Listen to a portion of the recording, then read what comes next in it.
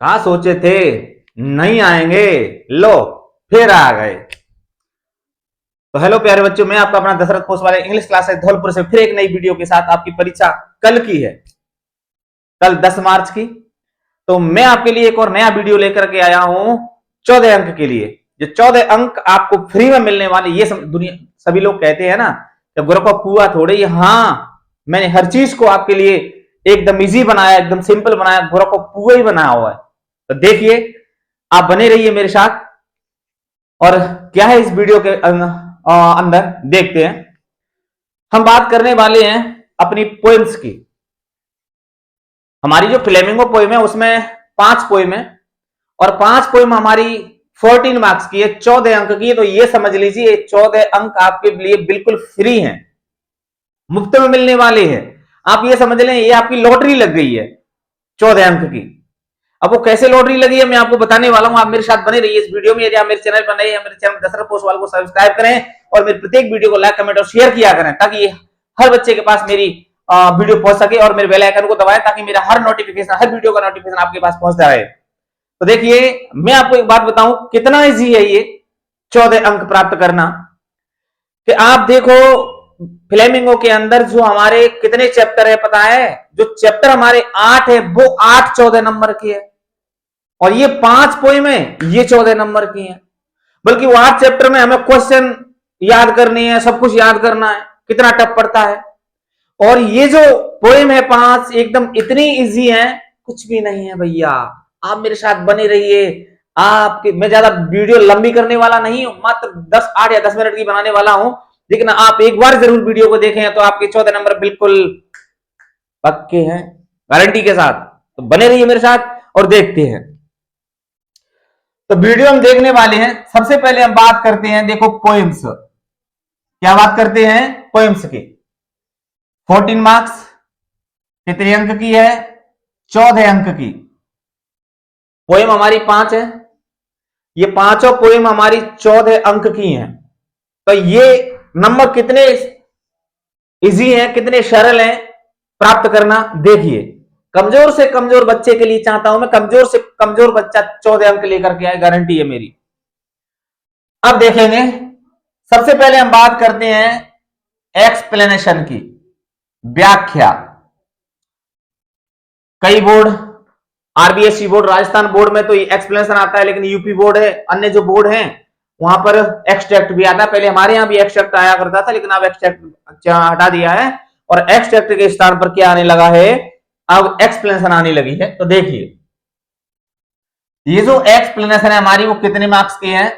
6 marks की है, 6 अंक की एक्सप्लेनेशन है। कितने की है? 6 अंक की। यानी व्याख्या हमारी 6 नंबर की है। और देखेंगे 1 आउट ऑफ 2, यानी 2 क्वेश्चन आएंगे और 2 क्वेश्चन में से एक क्वेश्चन करना है। यानी व्याख्या 2 आवेंगी अथवा में, दोनों में मत कर दिए भैया, गलत है जाएंगे। व्याख्या 2 आवेंगी अथवा में और 2 में के हमने एक करनी है। तो आप पहले पढ़ियो भाई आराम से, पढ़ के जो तुमने इजी लगे, सरल सी लगे, वही व्याख्या करनी है हमने। ठीक है। अब देखो 1 आउट ऑफ 2 यानी 2 व्याख्या आवेंगी अथवा में, वामे ते हमने एक करनी है। एक व्याख्या क्या करनी है? करनी है। अब आगे चलते हैं। दूसरा क्वेश्चन मेजर, मतलब long long question. Long question देखेंगे 4 मार्क्स। कितने अंक को होगा? 4 अंक का। जो बड़ा वाला क्वेश्चन है वो 4 अंक का होगा। 1 आउट ऑफ 2। तो जो मेजर यानी लॉन्ग क्वेश्चन है वो भी हमारे 2 आएंगे। दोनों ना करने, ये गलती मत कर देना। उसमें से भी हमें क्या करना है? एक करना है, 4 अंक का। मैं बताता चलूंगा आपको किस तरीके से करेंगे आप। तो देखेंगे, अब तीसरा देखेंगे हम क्वेश्चन शॉर्ट। तीसरा क्या है?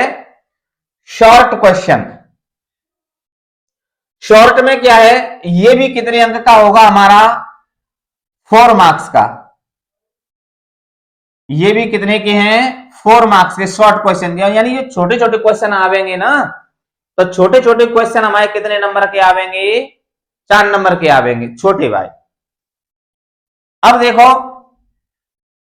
जे कैसे आवेंगे, ये 2 ही क्वेश्चन आएंगे और 2 में थे मैंने देखो 2 नंबर के 2 क्वेश्चन होंगे तो दोनों करने हैं जी, इसलिए 4 अंक का होगा, यानी 4 नंबर का होगा।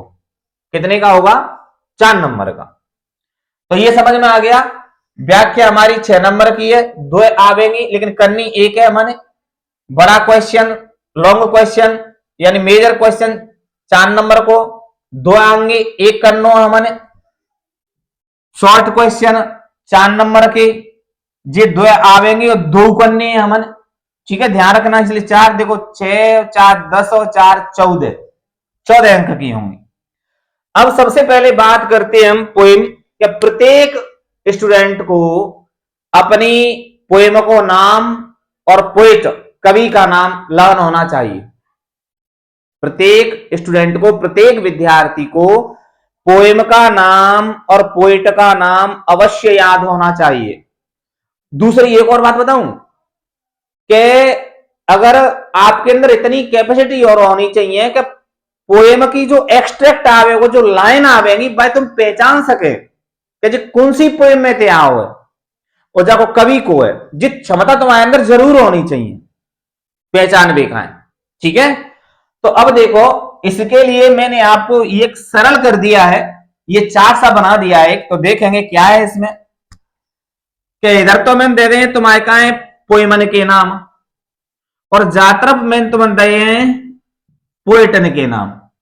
इधर पोएम और इधर पोइट उसका नाम। तो देखो जैसे माई मदर एट 66 है, माई मदर एट 66 और इसकी कवित्री है कमला दास। माई मदर एट 66 इसकी कवित्री कमला दास है।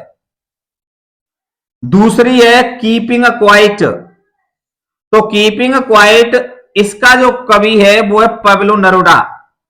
कौन है? Pablo Neruda. तीसरी है अ thing of beauty, a thing of beauty इसका है जॉन कीट्स। ध्यान रखना जॉन कीट्स एक नेचुरल कवि है, प्राकृतिक, इसलिए सारी कविताएं प्रकृति के ऊपर दी हैं, तो जॉन कीट्स है ये, जॉन कीट्स। चौथा है अ रोड साइड स्टैंड, एक सड़क के किनारे दुकान, इसका कवि है रॉबर्ट फ्रॉस्ट। कौन है? Robert Frost. पांचवी है aunt Jennifer's tigers, aunt Jennifer's tigers और इसकी कवित्री है एंड्रीने रिच। कौन है? Adrienne Rich. तो ये 5 पोएम के नाम और 5 कवि और कवित्रियों के नाम आपको अवश्य याद रखने हैं। और एक ये भी याद रखना है आपको भैया कि ये किस पोएम में से आया है, ये तो आपको पहचानना पड़ेगा, या इसको भी मैं ही पहचानूंगा। ठीक है, ध्यान रखना है ये। अब ये हो गया। अब इसके बाद आपको क्या देखना है कि जैसे ही हम इनको शुरुआत करते हैं तो सबसे पहले हमें देखनी है एक तो वर्ड लिमिट देखनी है। क्या देखनी है? Word limit. मैं साथ साथ में लिखता गया हूं आपके लिए वर्ड लिमिट भी, अभी आपको बताऊंगा मैं सारी चीजें। और एक भैया राइटिंग देखनी है, राइटिंग ज्यादा कोई काटापीटी मत करिए। एक बार राइटिंग अगर तुम्हारी सही होगी और आंसर गलत हुआ तो वो दिक्कत ना, तो आपको नंबर मिलेंगे। और एक गैप को विशेष कर ध्यान रखना, ऐसे एक आंसर तो मैंने कर दो तो बाकी बात तुरंत ना करना, थोड़ी सी 2-3 लाइन छोड़ दी वैसे और छोड़ के तब नीचे क्या करेंगे हम आंसर लिखेंगे। भाई इफेक्टिव, इफेक्टिव होना चाहिए थोड़ा सा। ठीक है, इसका ध्यान रखना है। आंसर हमारा पहले एक पूरा झे है वो मान के चलो। अब 2-1 लाइन छोड़ दी वैसे तो 2-3 लाइन छोड़े बाद तब करेंगे दूसरों। ठीक है, और एक बात ध्यान रखनी है कि ऐसा ना करना कि आधो आंसर जामे और आधो आंसर दूसरे पेज में, ऐसा नहीं करेंगे हम। अब चलो बात करते हैं हम आगे एक्सप्लेनेशन की। चलो हम एक्सप्लेनेशन की बात करते हैं। ध्यान रखना साथ में बने ना, वीडियो को स्किप मत कर देना बिल्कुल भी। मात्र 8-10 मिनट का वीडियो है और आपके पूरे के पूरे 14 अंक दिलाने वाला हूं मैं, तो आप बने रहिए मेरे साथ में। अब हम एक्सप्लेनेशन व्याख्या की बात करने वाले हैं। तो देखो कि व्याख्या में क्या करना है आपको, ये मैंने आपको लिए कुछ फिक्स लाइन दी है, यही आपको लिखना है, ऐसे बना देना है, कच्छु ना करना तुमने भैया। तो देखो सबंते पहले लिखेंगे, जैसे ही हम व्याख्या लिखेंगे तो देखो क्या करना, सबसे पहले लिखना है तुमने रेफरेंस। क्या लिखना है? रेफरेंस, और इसका मतलब होता है संदर्भ, रेफरेंस का। तो हर एक चाहे कोई सी भी पोएम आ जाए, सबसे पहले तुम्हें रेफरेंस लिखना है, और थोड़ा सा अच्छा लिख देना। रेफरेंस लिखने के बाद तुम्हें क्या करना है, जैसे शुरुआत करनी है हर एक पोएम में, कौन सी आ जाए तुम देखो कि these lines have been taken, these lines have been taken from the poem of, these lines have been taken, ये बीन हो रहे हैं यहां साथ में, ठीक है, या हैव टेकन करने को चुना। These lines have taken from the poem of, these lines have been taken, और करना चाहें तो यहां पर बीन भी कर सकते हैं आप, ठीक है। These lines have been taken from the poem, ये जो पंक्तियां हैं वो इस कविता में से ली गई है, कि दीज लाइन्स, ये पंक्तियां हैव बीन टेकन, ली गई हैं फ्रॉम द पोएम ऑफ, इस कविता में से। जेठाई क्या करेंगे, जो लाइन जिस कविता में ते आई है, जिनमें ते बार नाम है रख देंगे। मान के चलो आंट जेनिफर्स टाइगर्स, मान के चलो माई मदर एट 66, मान के चलो अ रोड साइड स्टैंड, मान के चलो अ थिंग ऑफ ब्यूटी, मान के चलो कीपिंग क्वाइट। कौन सी पोएम हो, अगर तुम पोएम पढ़ेंगे तो आपकी पहचान में आ जाए कि ये जो पंक्तियां हैं वो इस पोएम में से ली गई हैं, तो यहां पर उस पोएम का लिख देंगे नाम। These lines have been taken from the poem of, और पोएम ऑफ लिख के क्या लिख देंगे, a thing of beauty. Composed, composed का मतलब होता है रचना करना, लिखना। कंपोज्ड बाई, जो इस कवि के द्वारा लिखी गई है, ये दे दी है मैंने आपको साथ साथ में कवियों के नाम, ठीक है। तो इनमें से जो ये जो पोएम यहां पर लिखी है उसी कवि का यहां पर क्या लिख देंगे हम, नाम। बस हो गया clear. These lines have been taken from the poem of, यहां पर my mother at 66, composed by Kamala Das, ठीक है। ये फिक्स लाइन है, इसमें आपको कुछ भी चेंज बिल्कुल भी नहीं करना है। तभी तो कह रहा हूं भैया फ्री के नंबर हैं, ले जाओ, क्यों ना ले रहे। अब देखेंगे दूसरा। अब हमें शुरू, ये तो हो गया रेफरेंस, और रेफरेंस के बाद हमें शुरू करना है प्यारे बच्चों कंटेक्स्ट। क्या शुरू करना है? कंटेक्स्ट। इसका मतलब होता है प्रसंग। अब इसमें भी एक फिक्स लाइन दी है मैंने आपको, कोई सी भी पोएम आ जाए, कोई सी भी एक्सप्लेनेशन आ जाए, आपको यही फिक्स लाइन करनी है, और आपके 14 अंक कंप्लीट आने वाले हैं पूरे के पूरे। तो ध्यान रखेंगे आप, इन दीज लाइन्स, इन पंक्तियों में, द पोइट डिस्क्राइब्स, डिस्क्राइब्स को मतलब होता है वर्णन करना। इन दीज लाइन्स, इन पंक्तियों में, द पोइट डिस्क्राइब्स, जो कवि है वो वर्णन करता है, या फिर लिख देंगे टॉक्स, बताता है, कहता है। तो मैंने अच्छा लगे जो लिख दी हो, चाहे तो डिस्क्राइब्स लिख दी हो, एक चीज लिखनी है, मैंने ऑब्लिक लगाए दो, और या फिर टॉक्स। इन दीज लाइन्स, इन पंक्तियों में, द पोइट डिस्क्राइब्स, जो कवि है या कवित्री है वो वर्णन करता है या करती है, या फिर टॉक्स बताता है या कहता है, अबाउट। अब अबाउट के बाद भैया तो जो पोएम पढ़े हैं में तो थोड़ा बहुत तो कुछ पता होगा। मान के चलो पहली आएगी, पहली आएगी, मान के चलो कौन सी पहली, माई मदर एट 66। तो इन these lines the poet describe talks about her mother, about her mother, अपनी मम्मी के बारे में बताए रहो, अबाउट एयरपोर्ट के बारे में बताए रहो, ठीक है। तो ये चीज लिखनी है। अब आगे देखेंगे, तीसरा पॉइंट है एक्सप्लेनेशन, व्याख्या। तो व्याख्या में शुरुआत में तो जय बता दी, फिक्स लाइन है बिल्कुल, शुरुआत में तो जय लाइन बता दी हूं। In these lines the poet talks about, इन पंक्तियों में कवि या कवित्री कहता है या कहती है कि, क्या कहता है। अब तुमने पे नेकात जो लाइन पढ़ेंगे, बाको मैंने तुम पोएम अच्छे तरीका से कराई है, बाको नेकात तो हिंदी अर्थ आवत होगो, आवत होगो। तो जामे देखो, जामे दे रहा कि ये पोइट टॉक्स, पोइट अगर कवि है तो ही सेज देट लगाए के और फिर लिख दो 2-4 लाइन, ठीक है, ही सेज दैट, या कवित्री है तो सी सेज दैट। समझ गए कि नहीं समझ गए? मुझे पे क्यों कहरवा रहे यार, वहां में जो 4-5 लाइन दे रखी होती हैं, बाकी और से तो तुमने थोड़ा बहुत तो आवेगो कि नहीं आवेगो, आवेगो ना। तो तुमने यो देख लियो कि जहां में जो कवि पुरुष है, तो इतना तो लिख लो जहां तक in these lines the poet talks about her mother, अपनी मम्मी के बारे में। जो पोइम आवेगी, जो लाइन आवेगी ना, वह लाइन में ते ही सेज दैट, वह कहता है कि, फिर बनाई दी वहां दो एक लाइन थोड़ी सी। ठीक है, तो इस तरीके से आपको क्या करना है, 6 से 8 लाइन आपको एक्सप्लेनेशन में लिखनी है। कितनी लिखनी है? 6 से 8 लाइन लिख देंगे आप। ठीक है, अब देखो एक नेक्स्ट पॉइंट है क्रिटिकल कमेंट्स, इनको बोलते हैं हम आलोचनात्मक टिप्पणी। क्रिटिकल कमेंट्स को क्या बोलते हैं? आलोचनात्मक टिप्पणी। तो कौन सी पोएम आ जाए जो 2-3 लाइन तुम हरेक में लिख दी हो, कोई दिक्कत ना, हरेक में काम करेंगे, जो रट ले हो, बिल्कुल दिमाग में ठूस ले, बिठाए ले। काली करो, देखो, the language is easy but attractive and effective. The language easy, भाषा सरल है, बट लेकिन अट्रैक्टिव, आकर्षित करने वाली है, एंड इफेक्टिव, और प्रभावशाली है। हर एक में लिखनी है जो लाइन, दिमाग में बैठा ले, ठूस ठूस के बल्ले, ठूस ठूस के। ठीक है, the language is easy but attractive and effective.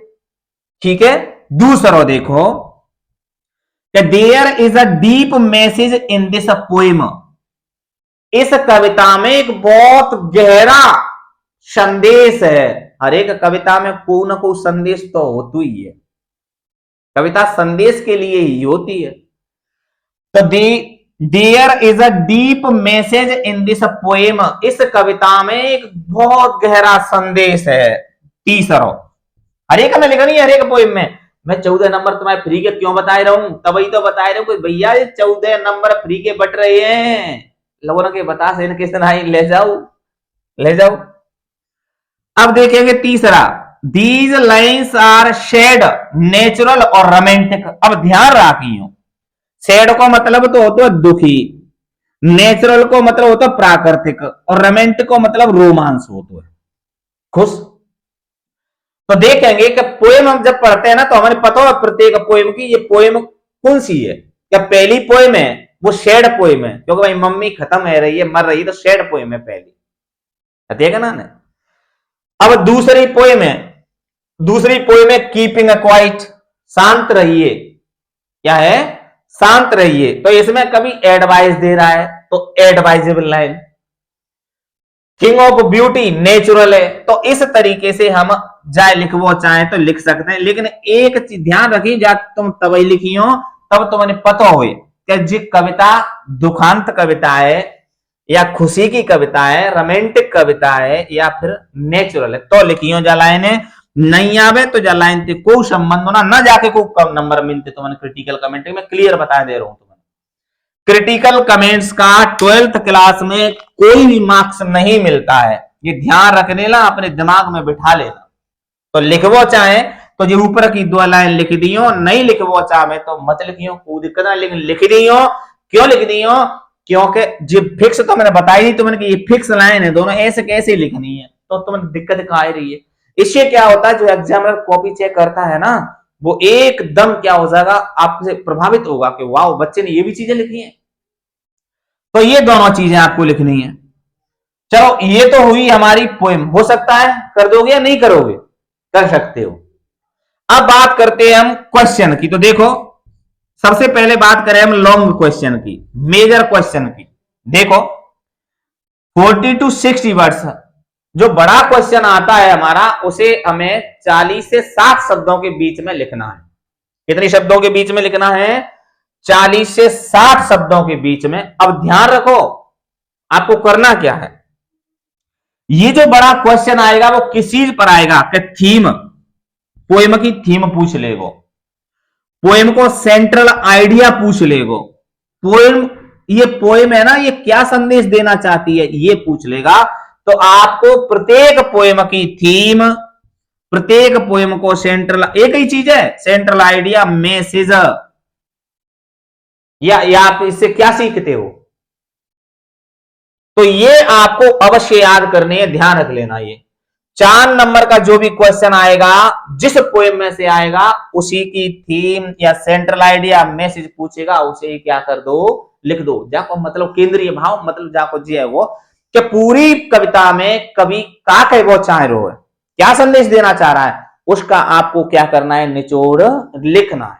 तो थोड़ा बहुत लिख सकते हैं, कोई दिक्कत ना आती मां में, लिख के यो छोड़ के ना बनो। तो ये हमें लिखना है 40 से 60 वर्ड्स, यानी 5-6 लाइन लिखनी है, 4-5 लिख दी, ठीक है। अब बात करते हैं हम शॉर्ट क्वेश्चन की। जो छोटे वाले क्वेश्चन आते हैं, जितने समझ लो, कोई दिक्कत नहीं आवेगी तुम जी। 20 और 30 शब्द में बीच में लिखना है, 20 और 30 के शब्द के बीच में। अब छोटा क्वेश्चन के साथ कवित्री कहां जा रही थी, कोचिन एयरपोर्ट जा रही थी, उसके साथ कौन था, उसकी माँ था, माँ थी। कवित्री दुखी क्यों थी, वो अपनी माँ को खोने के डर से दुखी थी। उसकी कवित्री का माँ का चेहरा गुजरती हुई शरद ऋतु के चंद्रमा के समान क्यों दिखाई दे रहा था, क्योंकि जिस तरीके से गुजरती हुई शरद ऋतु का चंद्रमा चारों तरफ से बादलों से ढका होता है, धुंधला होता है, उसी तरीके से जब उसकी माँ मरने वाली थी, वृद्ध अवस्था थी, तो उसकी माँ का चेहरा भी एकदम झुर्रियों रहित हो गया था, फीका पड़ गया था, मुरझा गया था। यानी इसलिए उसकी माँ के चेहरे की तुलना गुजरती हुई शरद ऋतु के चंद्रमा से की है। तो इस तरीके छोटे छोटे क्वेश्चन आवेंगे, कोई दिक्कत ना आती। छोटे छोटे क्वेश्चन आपको ये क्या करने, एक एक लाइन के बना बने हैं। तो मैं सोचता हूं कि ये सारी पोएम के जो 14 नंबर हैं आपके फ्री के मिलने वाले हैं। आपको इस तरीके से ये करके आना है सब कुछ, एक्सप्लेनेशन, लॉन्ग आंसर और शॉर्ट आंसर, आपको कुछ भी छोड़कर बिल्कुल भी नहीं आना है। और ये 14 नंबर आपके बिल्कुल क्या है, फ्री के हैं। अरे 14 नंबर एक नंबर काट ले गो तो 13-12 तो आवेंगे, फ्री के है कि नहीं है। तो आगे की वीडियो मैं सोचता हूं ये वीडियो आपको बहुत ज्यादा पसंद आया होगा। अगर आप मेरे चैनल पर नहीं है तो मेरे चैनल दशरथ पोसवाल को सब्सक्राइब करें, और मेरी जितनी भी वीडियो आती है उनको लाइक, कमेंट और शेयर किया करें, ताकि ये मेरी वीडियो दूसरे हर किसी व्यक्ति के बच्चे के पास पहुंच सके, उसका लाभ से ले सके। और मेरे बेल आइकन को दबाएं ताकि मेरे हर वीडियो का नोटिफिकेशन आपके पास पहुंच जाए। और आज इस वीडियो में इतना ही, नेक्स्ट वीडियो कल डालने वाला हूं, तो तब तक इंतजार कीजिए। धन्यवाद।